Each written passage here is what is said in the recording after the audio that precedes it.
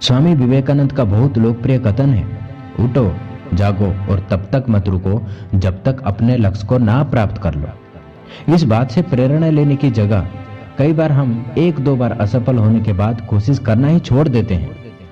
हमें लगता है कि ये मेरी बस की बात नहीं है और अपने लक्ष्य को पाने के लिए किए जाने वाले प्रयासों को ही छोड़कर बैठ जाते हैं। ठीक इसके विपरीत, अगर हम अपनी कोशिशें करते रहें तो हमें सफल होने से कोई भी नहीं रोक सकता है। चलिए इसे एक कहानी के माध्यम से समझते हैं। एक प्रयोग में एक रिसर्च बायोलॉजिस्ट ने एक बड़े से टैंक में शार्क मछली को रखा और फिर उसी टैंक में छोटी मछलियों को भी डाल दिया।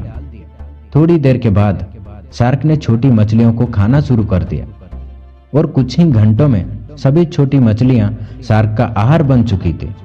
जब जब शार्क और छोटी मछली को एक साथ एक टैंक में रखा गया तो हर बार शार्क मछली छोटी मछली को अपना आहार बना लेती थी।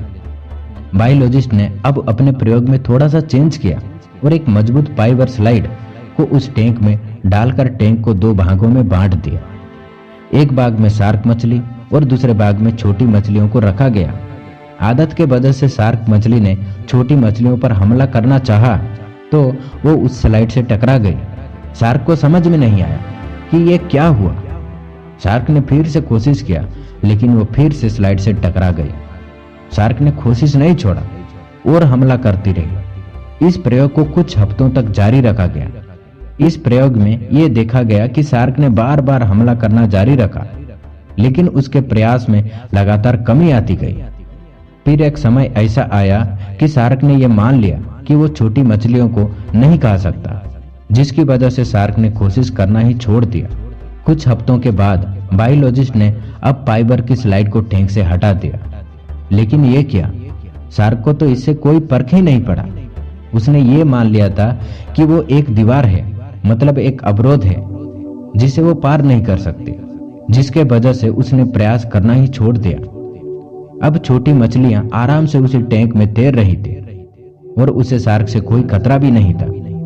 अब शार्क ने छोटी मछली पर हमला नहीं कर रहा था। दोस्तों, हम में से कई लोगों के साथ अक्सर ऐसा ही होता है। लगातार असफल होने के बाद भी हम कोशिश करना ही छोड़ देते हैं। यदि हमारा लक्ष्य को पाने के दौरान कोई रुकावट आती है तो हमें ऐसा लगता है कि अवरोध है जिसे पार नहीं किया जा सकता।